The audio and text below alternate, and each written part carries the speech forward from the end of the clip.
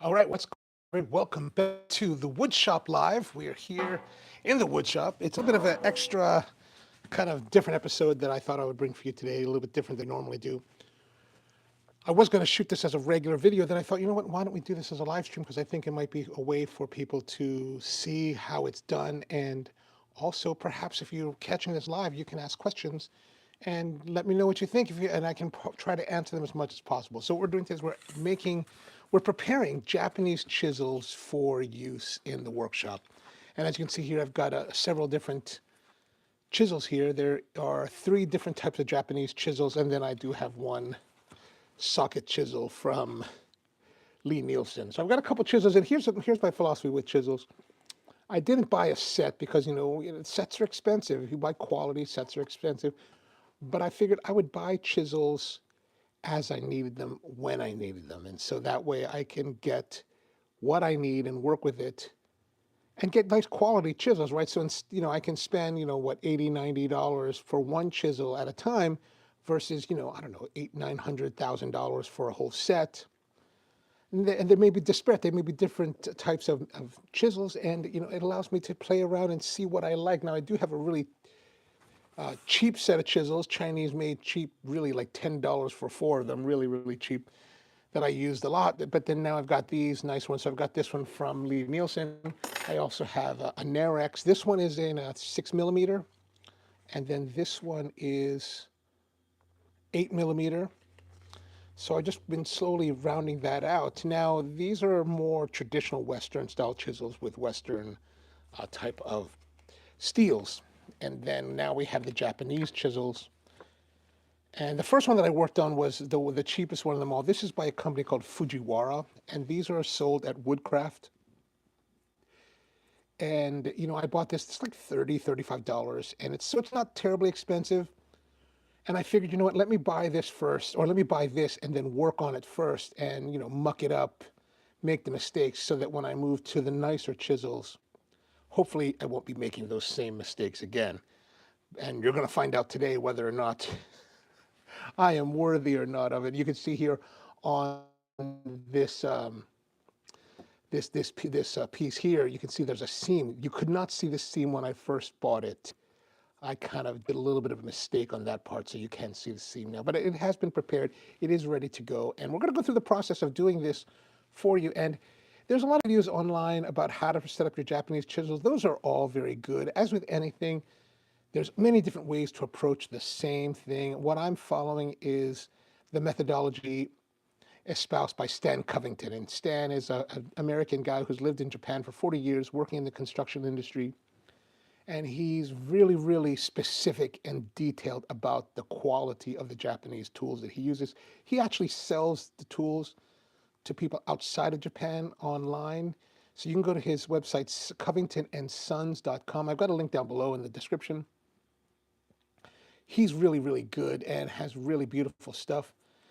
And we're going to follow his recommendations on setting up for today. And that's what I use for this setup here. And we're going to go through each of those processes. Now, the other two chisels that I have are this one that I had my brother pick up for me while he was in Japan over the summer. I asked him to stop by Inoue Hamono. And Inoue Hamono is a tool shop in Sumida City, just outside of central Tokyo. Very well renowned. And the different, Inoue-san does work with many different, or he works with blacksmiths to make tools for their shop under their house name. So I don't really know who the tool maker is for this, who forges it, but it is very nice quality. This one here is an Oire Nomi, and the Oire Nomis are the standard length of bench chisel. This is the normal size. These are both Oire Nomis, and Oire Nomi, not Nome, Nomi, Oire Nomi. Now there's a little bit of a difference. If you look here at the two heads, you can see that there is a distinct profile difference, right? Now, this one here, the smaller one, this is 12 millimeter, this is 24 millimeters. This one you can see has a wedge. This is really designed for dovetailing, so you can get into the dovetails themselves. So they call this a shinogi style of orinome, and that's just to describe the shoulders are angled so you can get in there and really get into pairing your stuff. This one was 10,000 yen, so probably about $80, I think. And this one is forged with white oak handles. This one has red oak handles. These are Japanese white and red oak. They're a little bit different than the American counterparts we have here. They say their durability for the white oak and the oaks in Japan are a little bit better. I don't know, this is my first time using them, but a very nicely done piece. This is a really lovely, lovely chisel. And then the one that we're not going to work on in this video, but I wanted to share it with you, is one that I just got from Stan Covington recently. And this is what's called the Han Tataki Nomi. And the Han Tataki Nomi means that the Han means that it's kind of the small Tataki Nomi. The Tataki Nomi is a little bit larger of a chisel for, more heavier work. Like, these are meant to be like heavy duty. And I wanted something that was like 30, I think this is 30 millimeters. Yeah, 30 millimeters or so. So I wanted something that was going, or maybe this is 36. I don't remember. I have to look at my specs. But heavier duty, bigger set chisel, really just a really nice piece of work. Now, the thing about Stan, if you're looking for different places to consider for sourcing your chisels, Stan Covington has been there for a long time. Like I said, he's obsessive about Japanese tools and has toured the country meeting different blacksmiths looking for high quality tools. One of the things that he really likes is by a maker by the last name of Kosaburo. Kosaburo died in 2004, and they say he was widely considered to be the best chisel maker in Japan. And one of his apprentices, Hiroki Aida, is the one that made this particular one. And so this is very much in the Kosaburo style. I don't know enough about the Kosaburo style to really tell you anything with any great importance. If you read the Covington and Sons website, you'll see a lot of information. And Stan's a really interesting guy, really passionate about what he's doing and the tools. Quirky in his writing, but I really enjoy that in a person that's passionate about their tools. So we're going to follow his methodology. And if you're wondering what is the difference between something like this versus something like this beautiful maple handled socket chisel from Lee Nielsen, like what makes this different than this? It's really about the steel and the way they're made. These are using very modern high alloy steels. I think this is an A2 steel. I don't really know too much about the A2 steels. What is different about these and the blacksmiths that Stan works with is that this is using the Hitachi Industries Shirogami number one, Shirogami, which would be Shirogami Ichi type of carbon steel, which is very high carbon steel with no, evidently no molybdenum and no other alloys added to it. So just all pure carbon and steel to make a very, very hard steel for the edge. Now the hardness of the edge is much harder on these. These are like, the scale of hardness goes into the 60s, right? So these start at like 61 to 65, whereas something like this, or even this one from File, is probably around 55 to 58. So these are less hard than the Japanese one. But how do you make it? The problem with getting hard is that they get very brittle and they become very hard to sharpen. So how do you kind of work around that? What they do in Japan is what someone termed to me once as pre-industrial revolution type of tools. That's what we have in Japan. These tools are hand forged by a blacksmith who is taking iron, putting into a fire, shaping it, and then taking very high carbon steel like this Shirogami Ichi, and he takes a plate of it. So he's got a plate of that, and then he forge welds them together, sandwiches them together, and forge welds them, which basically means that they use some kind of powder to kind of as an adhesive, and then they put it into the heated coals, heat them all up, hammer them all together, shape them so that they become layered and laminated together. And that's why you get this kind of difference in coloration right here, right? You can see that difference in coloration. So you get very hard chisel edge, but you get this malleable steel that helps to absorb the mallet impacts and transfer less of that vibration to you, and just a really beautifully done tool. And whereas these are all manufactured in with industrial processes, these are beautiful tools. I mean, just because they're not pre-industrial revolution doesn't mean that they're any lesser. They're just different styles of tools. And you really kind of got to figure out what you like best. While I like this type of, high-tech steels and very modern design, something about traditional handmade aesthetic always, appeals to me more, both on a professional level in my normal coffee, well as, my food work, and then now with the woodworking, everything that's a little bit more thoughtful, I really enjoy. And so what we're going to do is we're going to get into this and we're going to prepare this chisel, this Oire Nomi, Shinogi Oire Nomi, for use today. And it's a relatively simple process. There's just a few steps involved. One of the first things we want to do is we want to protect the blade. And really, we're not protecting the blade necessarily from being damaged, but more importantly, we're protecting the blade from damaging ourselves. So we're going to keep this cover that's on it, and I'm going to take some tape, and I'm just going to tape this on here to make sure that it just doesn't run away while we are working, right? And that's enough. We just need to hold it there and make sure that it's working. And this one has popped off. This is this cap. Now this cap popped off probably because, this handle, I asked my brother to stop by Inoue Hamono back in July. And he picked this up for me in July. And, of course, it's the middle of summer. So summers in Tokyo as well as here in Maryland are very, very wet or very humid. And so the wood probably had swollen a little bit. So I couldn't take this off very readily back in the summer. But now that we're in the middle of the winter, it's much drier. This comes off very, some kind of finish that they have on here. You can see the price point there. Price point there. We'll take that off. Okay, so we will refinish. Well, I'm not going to refinish, but I don't know if I like the glossiness yet. I did remove the finish on this. Like I said, this is the Fujiwara. These are more, whereas these two from Inoue Hamono as well as from Stan Covington, from Hiroki Ida, are handmade, hand-forged. These are Fujiwara. These are more commercially produced.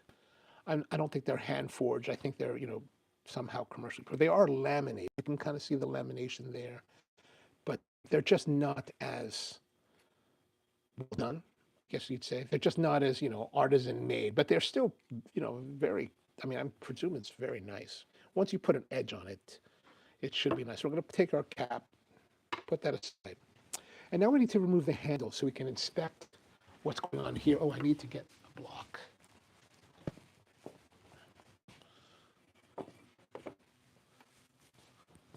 Now, removing the handle is relatively a simple process. I've got this big block of walnut that I'm using. I'm actually going to be using it to make a box out of, so I just have it all glued together. But we're going to I got to make sure I get the terminology correctly for you, because I don't want to.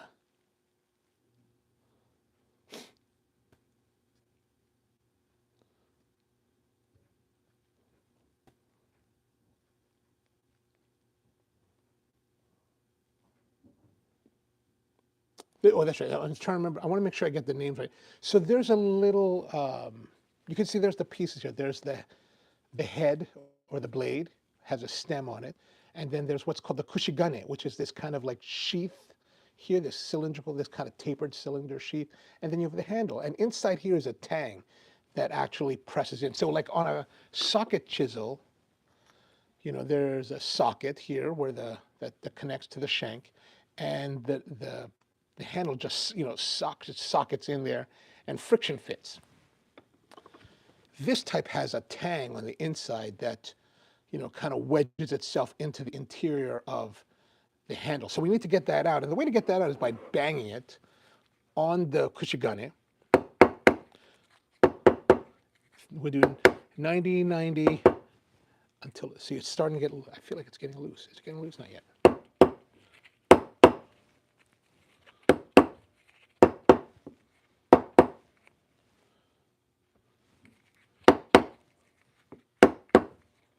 And, you don't have to be so ginger with it, right? Well,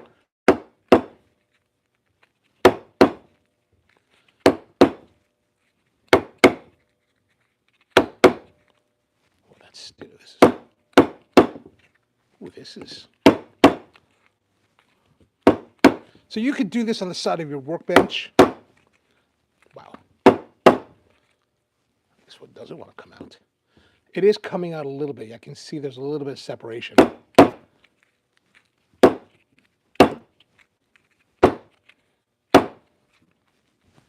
Ooh.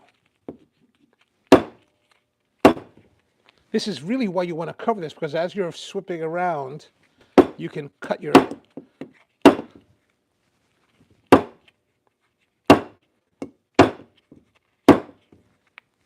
Wow, this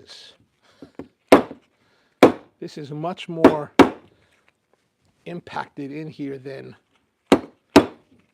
the other one.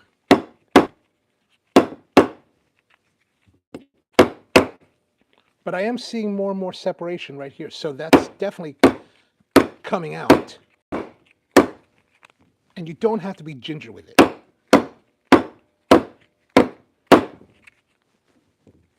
Wow.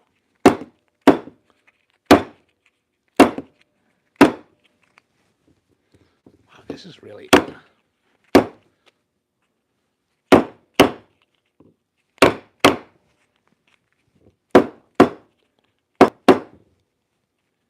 mean, you could definitely see the separation.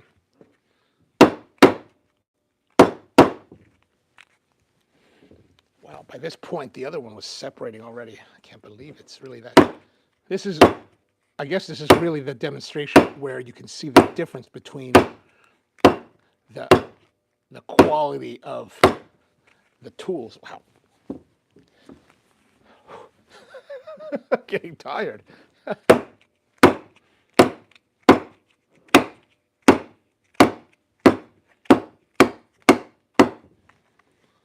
Yeah, I mean, look at the separation. It's really coming out. It's just tight. It's really wedged in there. That's really nice. Nicely done.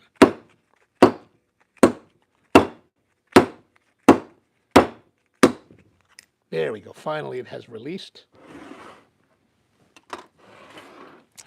So you can see here there's good. Man, that's actually really well done. I don't even know if we need to do much. Here's the thing. So, you know, when you get really nice quality tools, sometimes you don't really need to do much to tune them. Like, one of the things that I did on this particular, for this Kushigan, right, for example, I'll take this off so you can see it. See how easy that came off now? Is here on this, I actually pared it down a little bit to give it a little more of a chance because it was a lot sharper. Why the reason that I wanted to do, you want to do that, make this kind of sloped here. You want to make that sloped is because as you use the chisel and hammering on it, it will eventually start to compress all of that. And then what you don't want is to get stuck and because there's too harsh of a shoulder here. So we just kind of pull back that shoulder and give it a place to go. And as you can see here, we've got the tang. And I'm going to put all that back together. I'll put that back together later. All right, so let's look here. We've got our blade and our tang.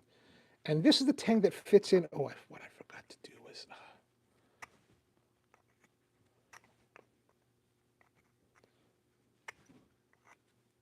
Okay, so this fits in really well here. What we want to do is make sure that we mark the back of our chisel. So this is the back of the chisel, right? So we're going to put this here, here. I'm going to put another line right here. This way I will remember where the back of the chisel is so that it orients correctly when we put it back together. Now, one of the things I learned with the other one is that, these are all, while they're square, the tang is square, it doesn't actually, they're not actually designed to fit evenly. So it doesn't fit the same way. That fits almost well.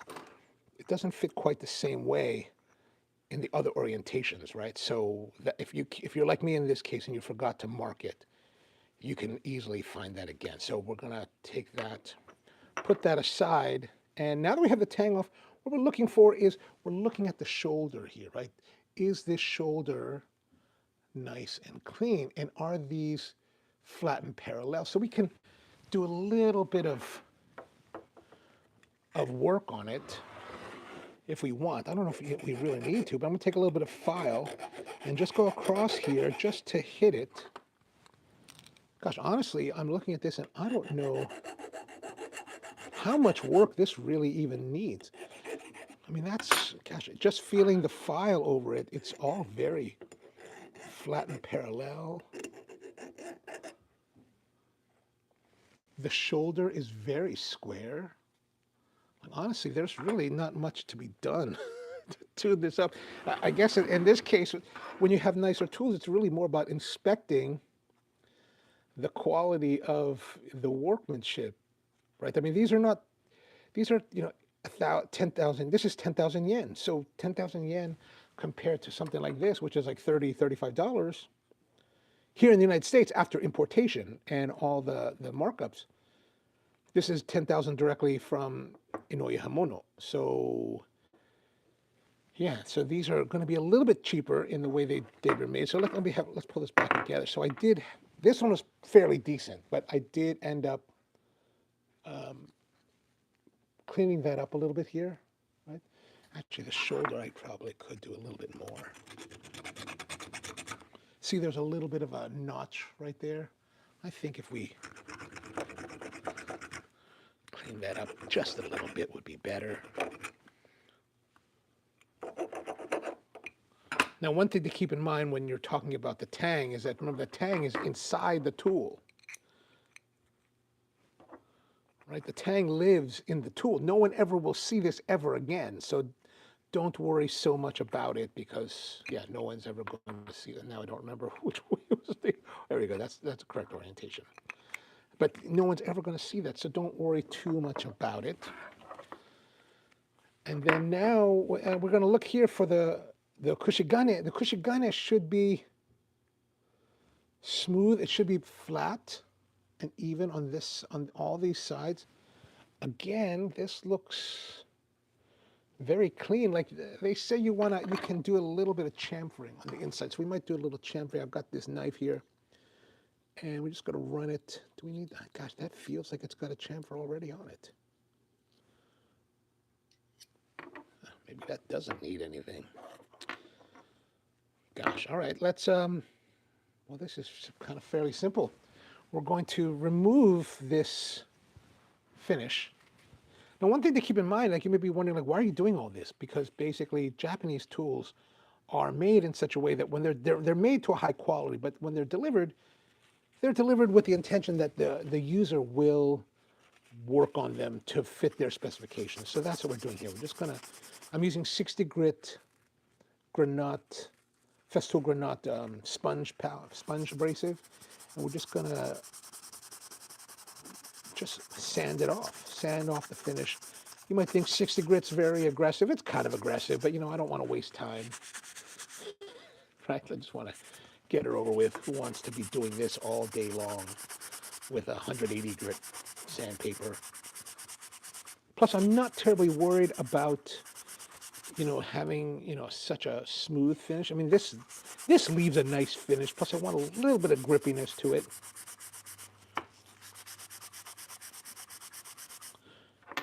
And I don't know, are we going to go all the way down to the sandpaper, to the wood? Maybe.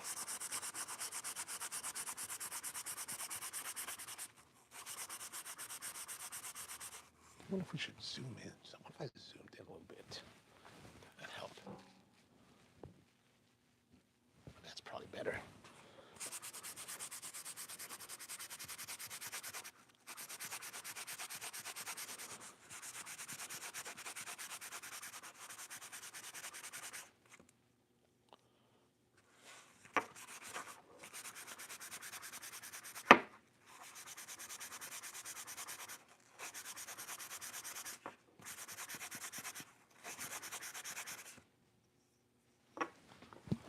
That's not bad. Got rid of a lot of that finish.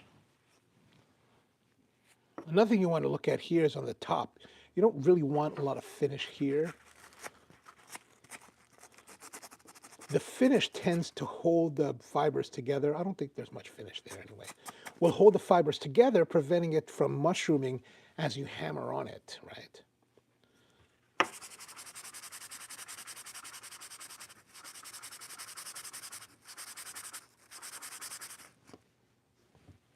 right, that's pretty good. Yeah, see, there's a chamfer right here. That's actually really nicely done. Okay, we will not worry about that. Wow, there's so much less for me to do this time. Now, another thing we're going to look at here is we're going to look at our ring. Oh gosh, look at that. So the ring, we want to have a chamfer on it, right? So if you can see right here, there is a chamfer on the inside here, which is actually really good. And that's actually what we want. We want a chamfer on the bottom of it, so that as we press down, what am I really supposed to do here today? Like, there's not much for me to do now. Gosh, that's funny. While you have the tang off, this is a good time to sharpen it. I already did a little bit of sharpening on it before to flatten the ura. So the bottom here is called the ura, right? This is called the ura. And then the thing with Japanese chisel, of course, they have a hollow here, which just allows you to really get in there and have a flat reference surface without necessarily having to flatten this entire area. What a real pain is when you're starting to your flattening, you only really need to flatten but up to here and check the flat. But what you don't want to do, you don't want to do a lot of excessive flattening, because you don't necessarily, most of the time you won't really need to worry about this. And you can see here the ura, the ura sides, you can just see they're really thin. The polished part's really thin because the hollow extends almost to the edge. The more you flatten, the wider those polished surfaces are going to become, and the narrower this hollow will be as well. And then, of course, the more you sharpen, it's going to slowly, get shorter. So that's kind of the progression of it. But you don't want to do too much polishing now, because you're just wasted effort, and you're losing material for no reason. And that's why it's better not to do that. So just sharpen up to here and make sure your edge is sharpened and everything is really beautiful, and you should be really great to go to start off with. Okay, so now gosh, I guess we could put it back together. Where did my, oh, there it is. See, I'm always forgetting. Kushigane. I keep forgetting the word kushigane.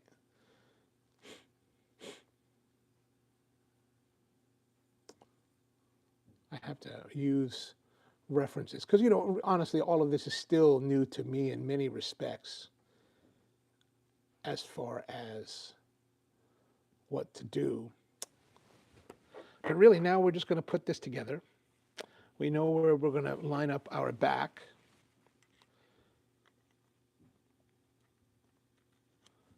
So that's almost ready to go. Here, we've got our chamfer. I'm not, you could put a chamfer on both sides. I don't think I'm going to do that today. I'm just going to set this in here.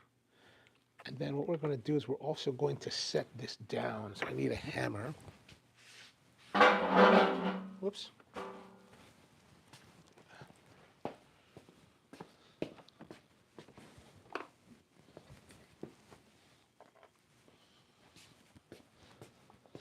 Now, lately I have been working on making my own mallets and hammers, just because I think it's kind of a fun exercise. Plus, it's a good way to learn more about it. This one I made a while back. This is from white oak and walnut. This is just stuff I had lying around. This white oak is local. Both are local woods, local to me. And what happened was I saw this in a video from, what's his name?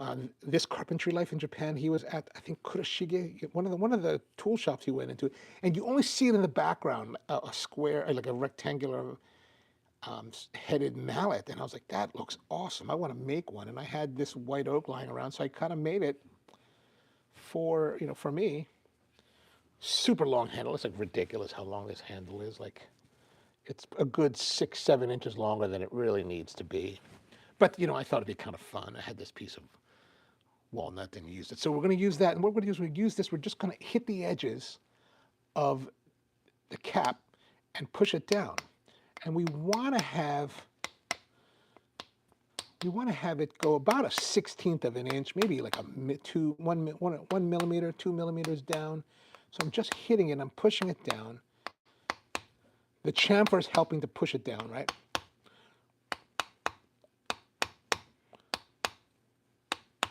Now you'll see other people talk about, dipping this in water or doing the technique where they hammer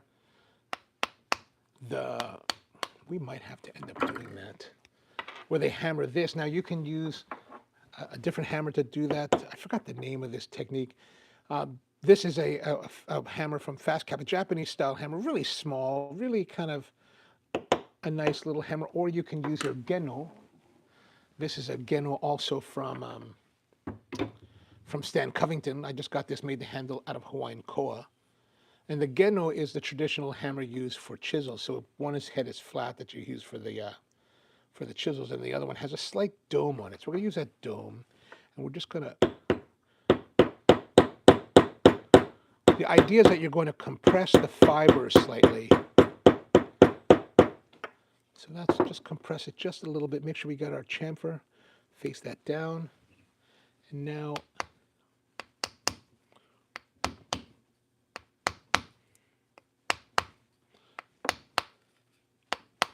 Yeah, there we go. That's much better.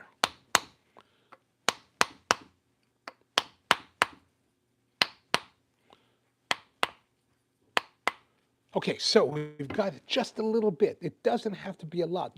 You can do a little bit more, well, maybe just a little bit more, right? Just like that. You don't have to give it too much.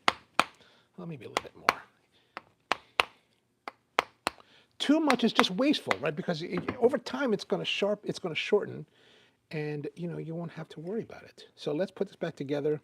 We've got our thing there. Okay, set that in. So it's set in here just by friction, and now we're going to use the Geno and hold it and hammer it.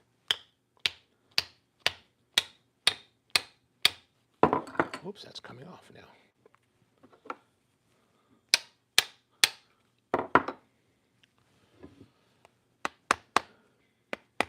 What I have to do, what I'm forgetting, is I need to mushroom this top just a little bit. So I'm just reseating the cap, and then now we're going to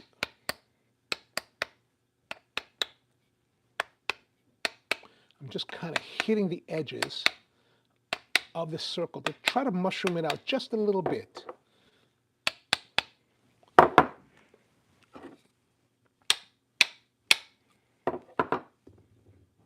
You can see right there, there's a little bit of a lip kicking down.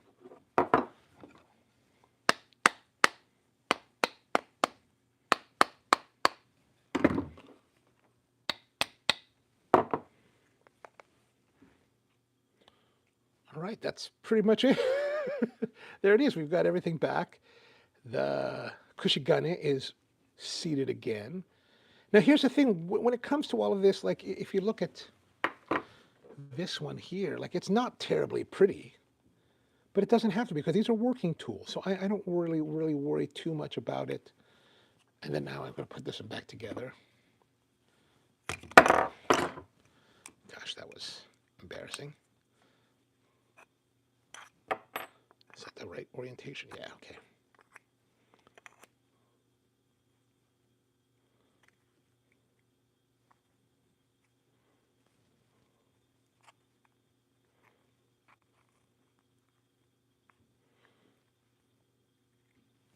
Okay.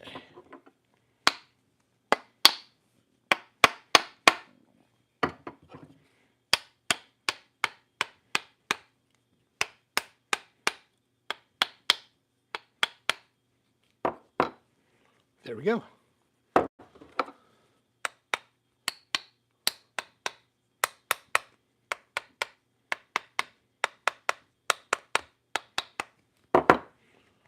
Whew. That went a lot easier than it did yesterday. All right, so there we are. We've got our Oire Nomi ready to work. All set up now, and now I can start to use it. And then one of the things that you want to consider, right, is to protect your tools. I've got another video coming out that is going to cover this.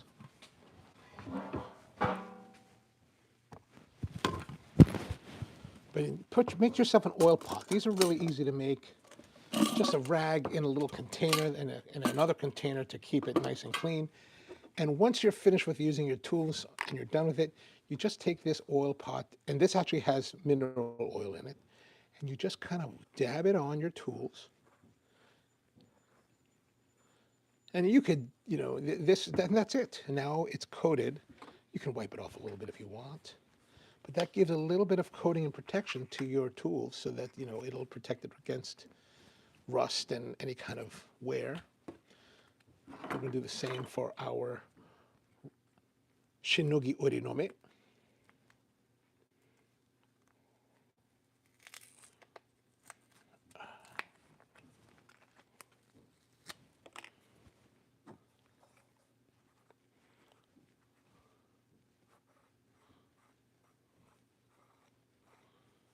There we go, and that's nice. I'm going to put it here on the cap as well. And then this, since it's mineral oil, you can also just put a little bit on the handles as well, so that's not going to harm it.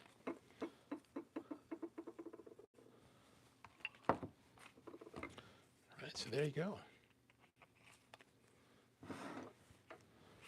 We've got our Oire Nomi from Inoue Hamono all set up and ready to work. Maybe just a little more sharpening to make it look a little bit better, just a little bit sharper, and it should be great.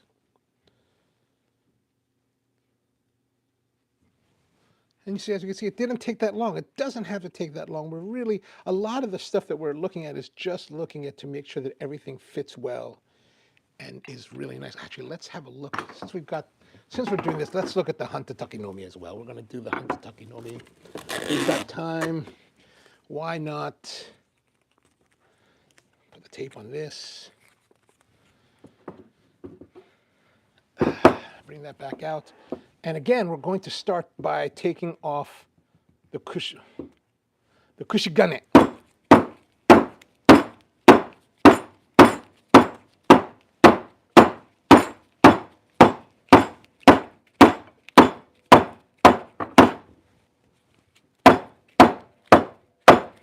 Now remember, this is the one by Hiroki Aida. Oh, there we go. It's almost, oh gosh, that's really well. Ah, there we go. Awesome.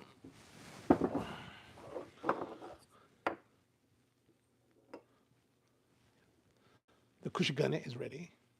Okay, I feel in here, and there's already like a small chamfer. Nothing to worry about there. That is relatively, is that? I kind of feel I would like it a little bit more scalloped. Maybe. Okay, let's take off this.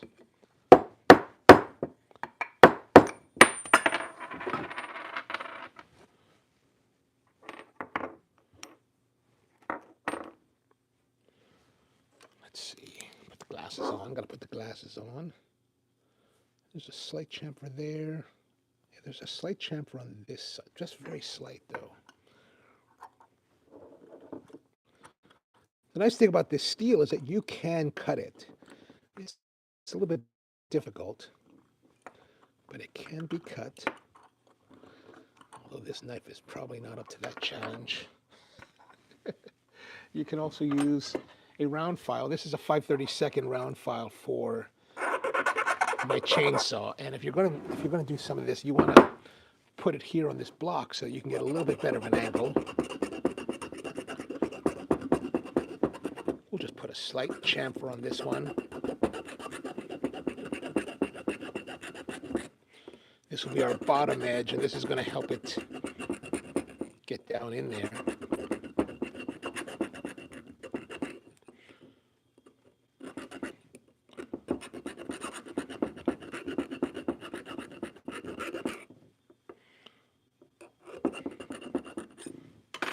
Okay, good. Just a slight chamfer on that. Doesn't have to be too dramatic necessarily. And that's going to be where we push down on. Then we also got, this has a little bit of some kind of finish, so we want to take that off as well.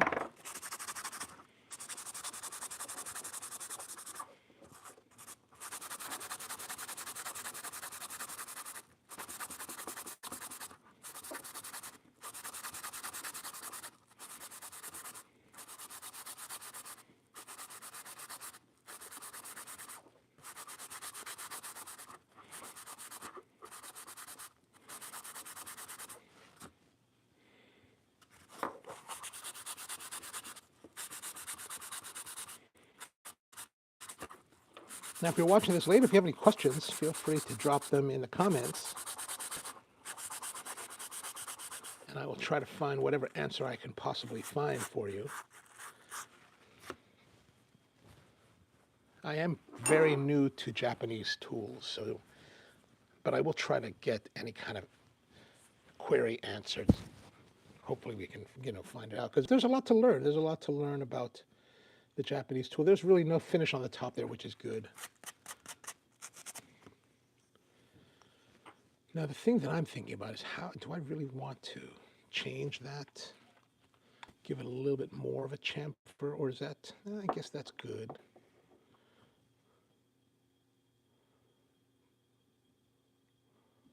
Part of me would like to make it a little more finished. So what we're going to do is we're going to take some tape. We're going to put the tape around here. We're just going to put like maybe a 1/16 of an inch. Just take a little bit off of it, right? Not a terrible amount, just a little bit off. I'm trying to keep it nice and even around the bottom edge, or around the top edge. We don't necessarily want it to be too crazy. Okay, that's good. And then now what we want to do is we want to do a little bit of lines. I don't really worry too much about the precision here, but we're going to put like 8 lines to, whoops.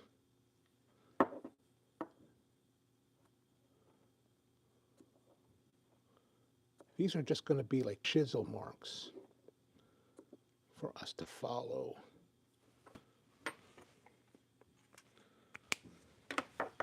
Now this will be a good chance for us to use our chisels.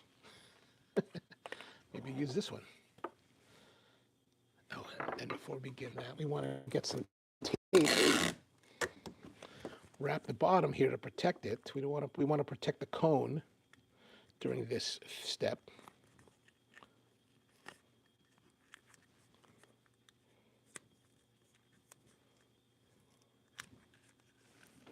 Okay, that's going to be our workspace. We're just going to pare that down. Actually, let's go over here to the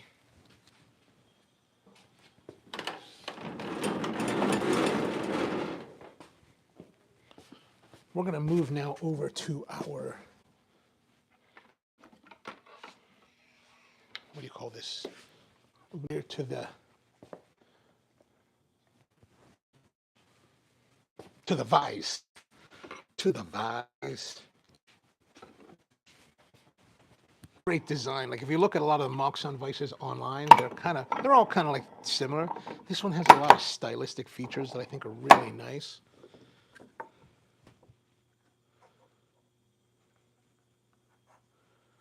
Put this closer. Now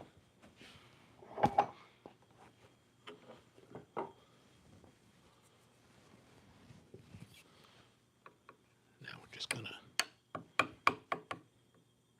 so we're just paring it down from this line, just kind of giving it a bigger slope.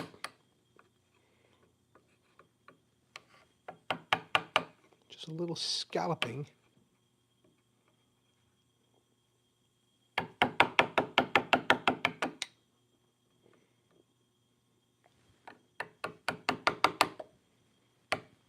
The problem is that, with these type of vices, since they're not exactly,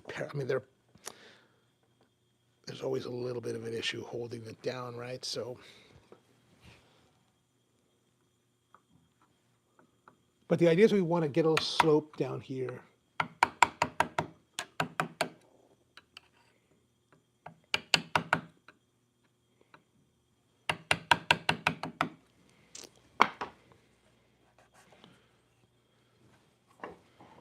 Maybe we need to go the other direction.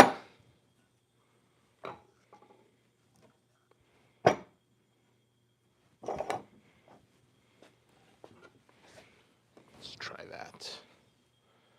That might be a little bit better. Slightly better.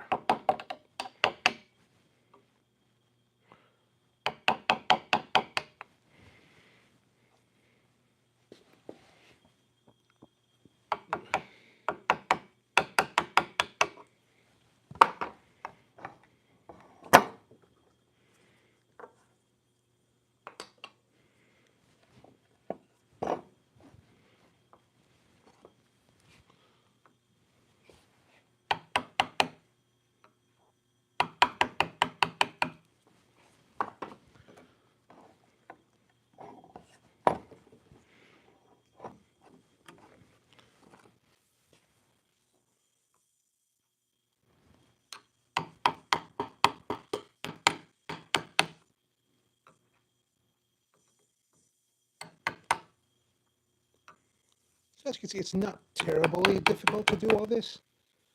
I mean, part of the issue, I think, with something like this, when you're getting into a new set of tools like these Japanese nomis, is that since the idea is that, you need to prepare them, it's very intimidating. So that's part of the reason why I bought the one from Woodcraft, the Fujiwara. That's like $30, because I figured, if I do that, let me do that and muck it up. And if I muck it up, it's only a $30 chisel, not a big deal. If I muck up one of these, like, more expensive hand forged chisels, then I'll feel really bad about it. That's a great way to go to, like,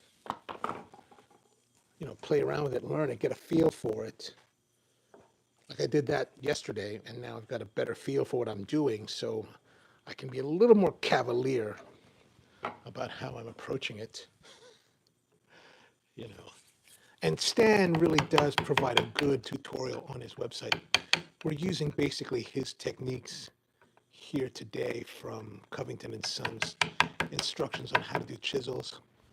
It's a little bit different than what they recommend on different online forums as far as setup, but I think this is a little bit more, I feel that this is more holistic, more in line with the spirit of the older school Japanese craftsmen. I just wish this would hold better. Because it's actually sloped this way, so it's not so easy.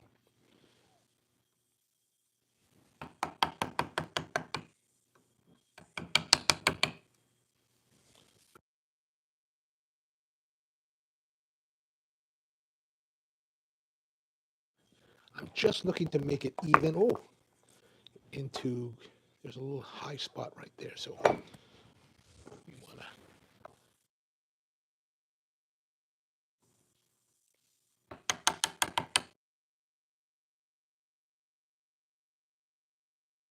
So they don't necessarily have to be 100% perfect.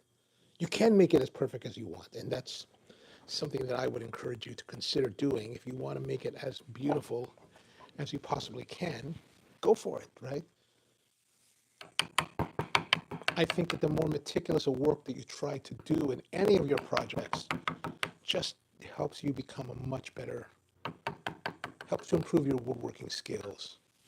Like the more deliberate, the more thoughtful you are in how you do things. Okay, maybe right there's a little facet that I would like to attack.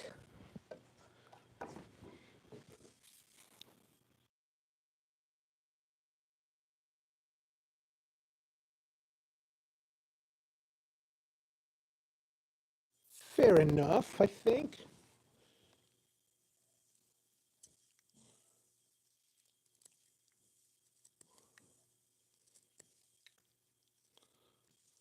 Probably use a little more sharpening on this thing.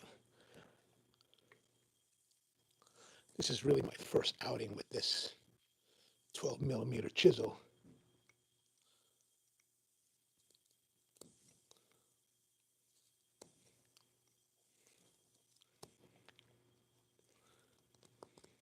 Okay, that's good.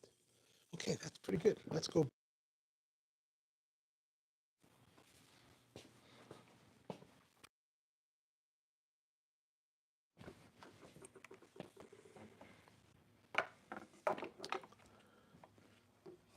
All right, great.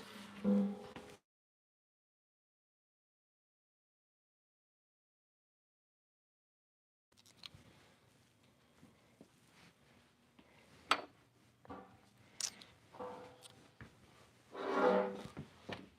walking with my glasses, which is not a good thing. Okay, so that's that. Let's take this off here.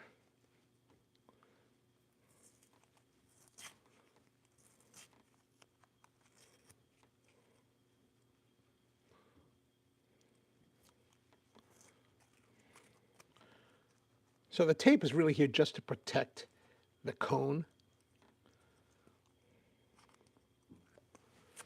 And remove all this tape, and then I can show you exactly the idea behind all this. And we're going to clean it up a little bit more.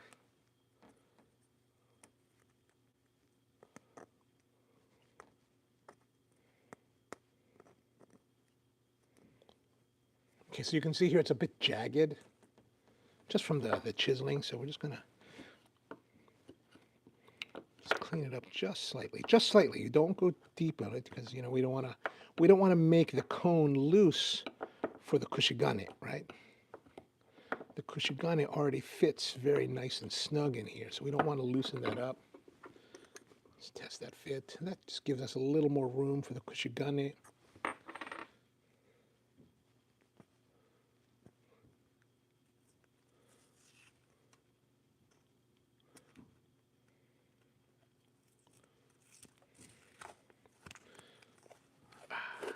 Okay, great. Now maybe a little more sanding right around there just to bring that edge just a little bit nicer. Again, don't be careful here because you don't want to make it loose, right? So just a little bit around here just to make that a little bit softer.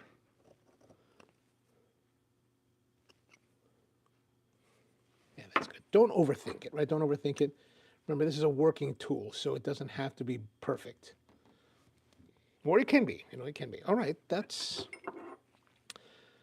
good. Did I not mark where the, I did not mark it again. I keep forgetting. Like I said, that's what we're going to check here. We're going to check our tang. How does our tang look? It looks like it's been a little bit rough there. What you could do is, the idea here is that you're going to just make it everything smooth. So on this particular tang right there, it feels a little bit rough. You can just make that a little bit smoother. You can see that there's a bit of a hollow here, right? You can see now that the file is going on. There's a little bit of hollow, that's fine. We just want to have parallel on the edges. And our shoulder is nice and clean.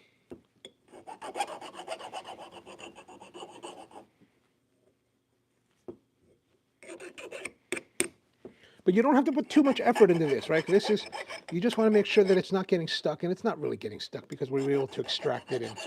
But you just do a little bit, and again, this is all hidden inside your chisel, so you don't really need to worry about it. Now, also one thing to keep in mind, when you have your blade out, this is a great time to do your sharpening, right? So you could do the sharpening, you could, just because there's less handle and everything to deal with. It doesn't bother me to do the sharpening with the handle. I think I like it better. Well, maybe I don't like it better. Maybe this is better if you can get a nice angle on it. Now you can use any kind of jig that you would use for Western chisels, but I do want to encourage you to think about, getting used to doing it by hand, right? Learn how to feel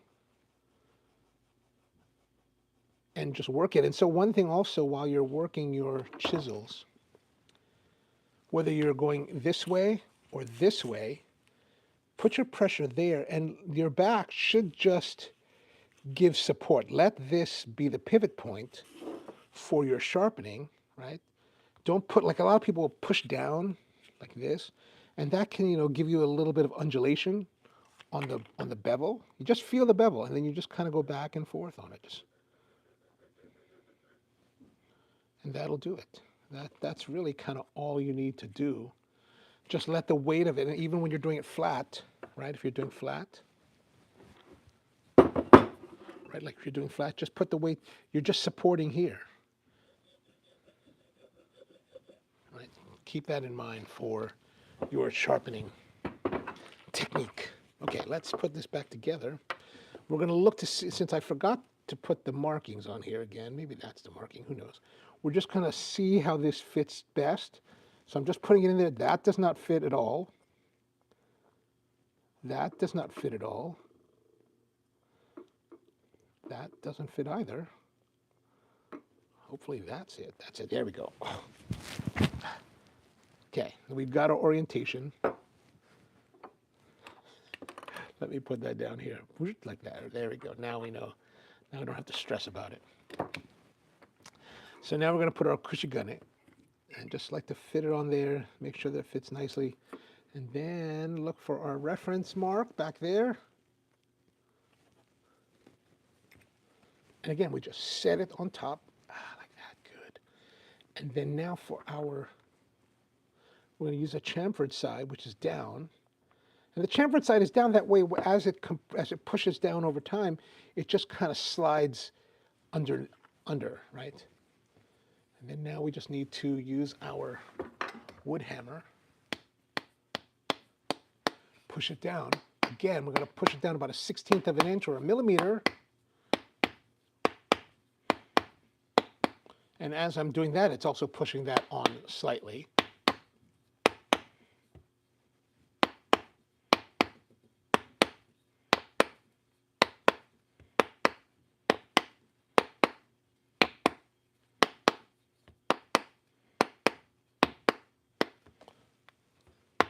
All right, just a little bit is showing. And then now we're going to take the rounded dome side and just kind of hammer it a little bit just on the edge to kind of encourage it to mushroom. And that will hold, that should hold our cap onto the handle. Just a little bit. It's a very little bit there. Now I'm going to hammer it a little bit harder to make sure that this is getting fully seated.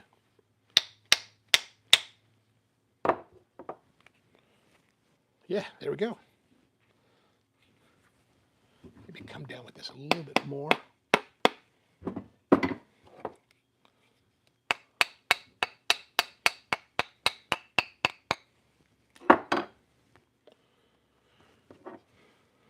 Okay, I think that's pretty much it. I don't think there's too much left to have to worry about, except maybe checking the sharpness. All right, there we go. We've got two Nomis, the Oire Nomi from Inoue Hamono, 12 millimeter, and then we've got this really lovely one from Hiroki Aida via Stan Covington. This is a Hantataki Nomi. Both of them are in white oak, really nice. And then we've got our Fujiwara. That's all set up. Now we can finally get to work on them again. We want to make sure that we put our oil pot. Make sure everything's nice and oiled. I think I might need to re-oil this.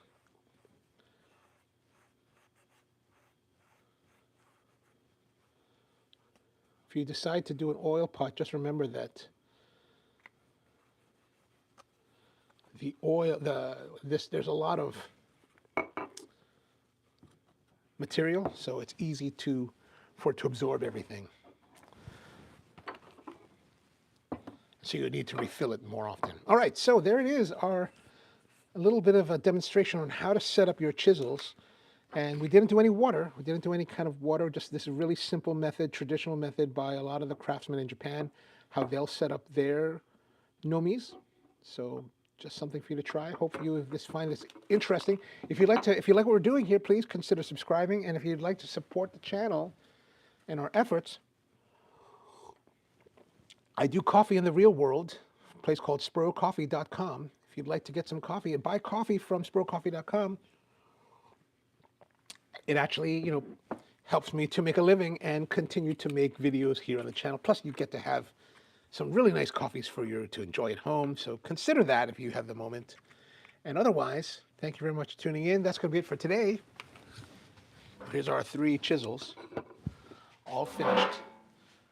So hope that helps, and see you next time.